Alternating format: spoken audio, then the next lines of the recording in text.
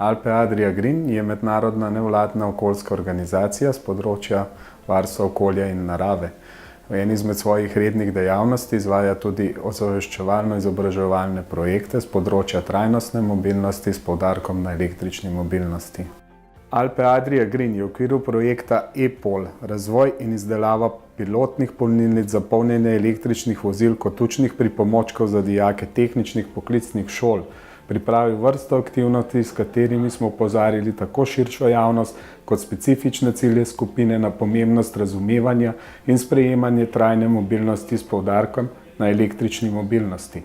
Projekt e-Pol je logično nadaljevanje projekta e-Auto Mladi, ki smo ga v Alpe Adria Green skupaj s strokovnim partnerjem Inštitutom Metron izvedli v letu 2017. V okviru tega projekta so namreč dijaki 3 izbranih srednjih tehničnih šol predelali avto s klasičnim motorjem na notranje izgorevanje v avto na električni pogon.